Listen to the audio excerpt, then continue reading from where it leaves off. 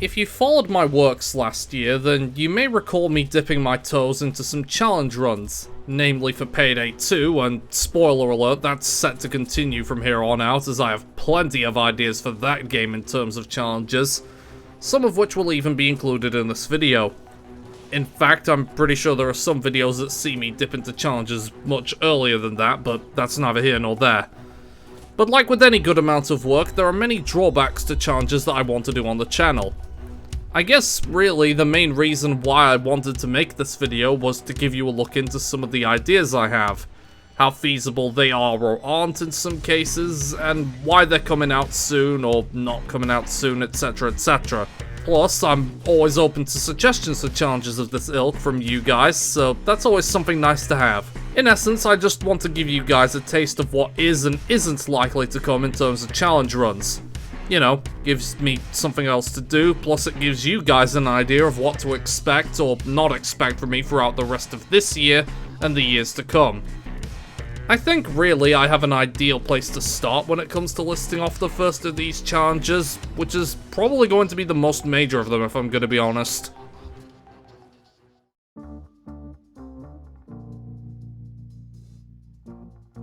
My Smash Bros. The Heist mini-series may be a tad niche, but it has had me go through the game's crime spree mode in a much different way, especially since I've started using the power of the game's modding community to make things work on an even wackier scale than I was using previously.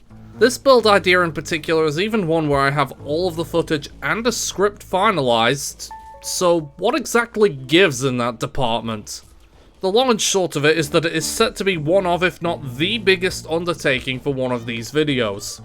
Even with the Link and Joker runs going for as long as they have, this is going to be substantially longer owing to how much setup is required throughout the project. To put it into perspective, across 4 days of recording, there is at least 20 to 21 hours worth of footage to condense down, and I'm going to be blunt, it's going to be an hour long at least. Possibly even longer than that. I haven't actually recorded me reading that script, so we'll just have to see. As you might have gathered, the thumbnail and gameplay footage have been blurred out somewhat so that you don't know exactly what I'm doing that would require that much work. Although if you're keen-eyed enough, or just apply logic to the situation, I suppose you could probably hazard a reasonable guess. So that's where that lies. I have basically everything I need, but it's going to be a while before it shows up on the channel, purely because of how much work is going to be needed for it. While I'm on the topic of challenge ideas that have all the footage and a script ready to go, I might as well cover that briefly too.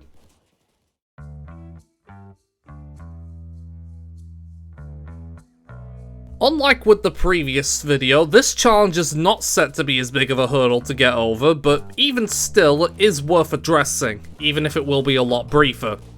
Much like that crime spree video, Payday 2 with only throwable weapons has all of its footage gathered and has a complete script, but much like the crime spree video, the script has not been recorded by me, at least not yet. Plus, I recorded the throwables only run sometime after the crime spree video, which is another problem in and of itself. I'm not entirely of the mindset that this should come before the former. Hell, it may even be the case that I finish this video before that crime spree video even gets started, but it wouldn't be set to see the light of day until after that one releases. That's about all there is to say in regards to projects that are effectively good to hit the editing booth, so from here on out, it's going to be hypothetical videos that I'll be discussing.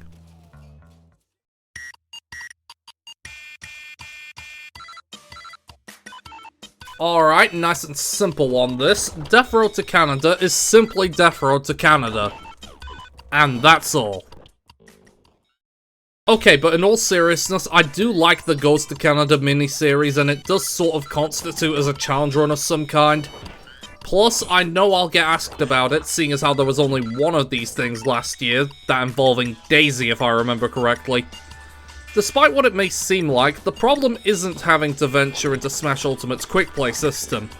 Sure, it's not really a good thing, but I am willing to do so for stuff like this, especially since it helps determine who I even send out there in the first place.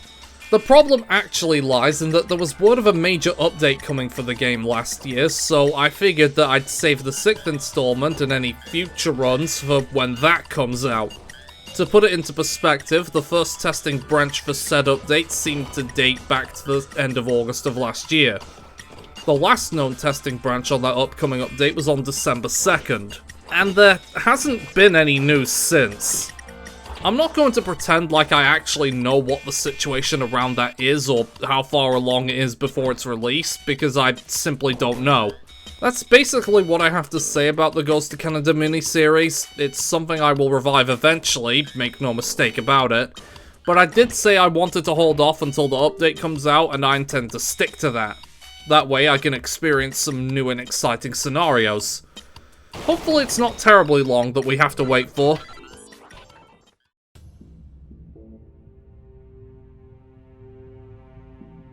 I have no footage for this one, and only this one, simply because Payday 2 in Payday 2 fashion kept crashing throughout my attempts at this. I'll probably get it done at some point, but I think what I'm learning is that Payday 2 only seems to cooperate with challenge runs of any kind fresh off my computer being restarted.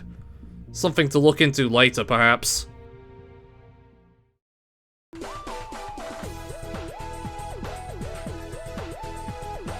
Definitely want to appease myself this one. Super Monkey Ball Banana Mania without tilting forwards.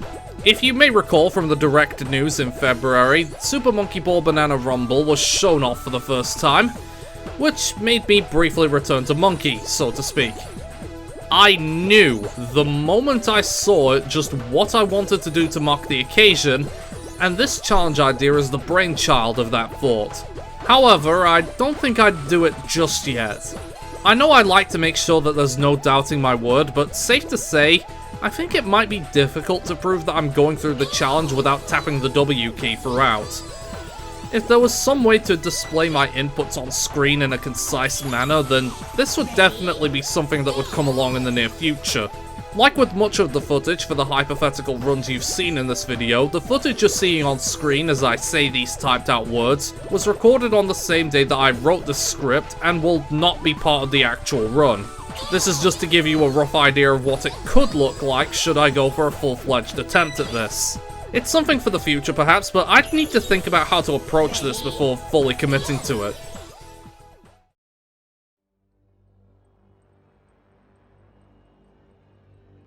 Hades is one of those games that I didn't know much about going in, but I very much enjoyed my time doing so and anticipate the arrival of Hades 2, whenever that comes around. That said, I have still yet to fully complete the game or even touch the post-game story stuff at all, and I'm not even sure if that would or should be part of any challenge runs for the game. But that's a completely different situation. What does that have to do with Hades with only casts? Well, they both are not likely to come to be for the exact same reason. My playthrough on this channel. Last year saw me play through Hades' main story in just under 30 parts. Sure, the pacing was pretty all over the place, but on a general scale, the pacing did start to get more consistent once I got reasonably built. It's kind of a no-duh comment there, but that's just how it is. But for all of my enjoyment of Hades, I'm going to be very blunt. The entire playthrough tanked. Hard. Crunching the numbers on the day of me writing this, the combined amount of views for the playthrough totals up to 161 across all 29 videos. That tallies out to an average of around 5, maybe 6 views per part, which performance-wise is worse than most of the non-Smash content on this channel. Plus, of my top 20 least viewed videos on the channel, 18 of them are from my Hades playthrough, and all but 4 parts in said playthrough didn't even reach double digits, if that, in terms of views. I'm not going to sugarcoat it, that is abysmal performance. I won't act like I'm completely blameless in that regard. For one thing, my end-of-year rush with pumping those episodes out almost daily certainly didn't help. Plus, I probably didn't even consider that the algorithm could just brush the playthrough under the carpet, like pretty much every other playthrough I've done except for Super Mario 64 and maybe Sonic Superstars. But the numbers don't exactly lie to me, people, and those numbers indicate that Hades just didn't seem to stick with anyone. And because of that aspect, aside from me getting my Switch recording set up to record some example footage for what this run could look like as you're seeing right now, I haven't touched the game since. I'm not exactly put off by the idea of returning to the game at some point, be it for a post-game playthrough or this challenge run, but unless there is a significant enough amount of demand for either, I really just don't see the point in doing so.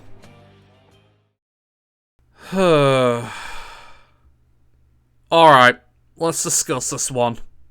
So, you may remember last year that I talked about Payday 3 and my time in the second of the 2 open betas for said game.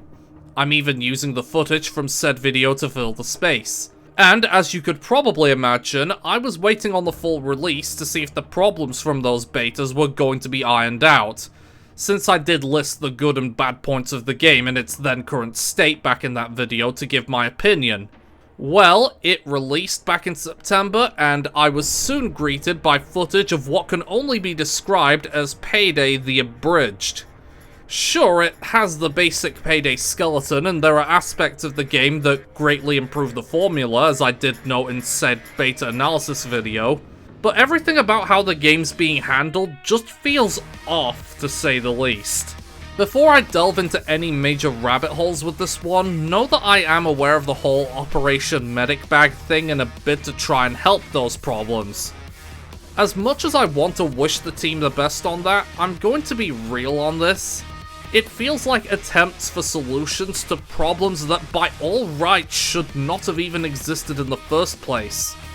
The lack of an actual offline mode in particular is an insidious wound that nobody on the team seems to want to address. And regardless of how easy or hard it would be, it should be one of, if not the biggest priority if they want the situation to at least be partially salvaged. Especially since the opening few days have made it clear that the servers for this game just aren't up to par with games of its ilk. What was supposed to be the most anticipated triumph for the series has instead become a grim cautionary tale for the whole live service game continuum, but that's another can of worms entirely. I made it a rule with myself that I would not tap into Payday 3 if the situation from the closed beta didn't improve on the negative aspects I listed. Nobody would really win if I did that. I would not enjoy my time with the game, people wouldn't enjoy the videos on them, and I'd probably just offend anyone who happens to enjoy the experience. So that's where any and all Payday 3 content lies for me. It's entirely possible that the situation will eventually improve, but until that point comes, I'd rather just stick to what I know. On the plus side, at least Helldivers 2 looks promising. Oh. Ah. Yeah, that's a no from me, dog.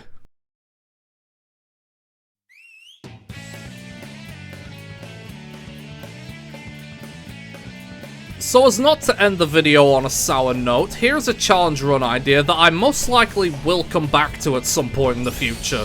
The only real reason I'm not going to do it so soon is simply because I want to wait and see if the mod that the run would focus on develops any further. I love Risk of Rain 2. It's a fun game to mess around with in a similar vein to me messing around with The Binding of Isaac, and I've only just tapped into the modding scene so as to get some more replayability out of it. One of those mods is the Sonic the Hedgehog character mod by DS Gaming, which is pretty much as you'd expect. Sure, it is a little rough around the edges, Sonic's running animation is a little robotic, which is ironic really. But apart from that aspect, the mod as it stands is still very solid and combines a lot of good aspects of Sonic that ends up meshing surprisingly well into Risk of Rain 2's environment and combat.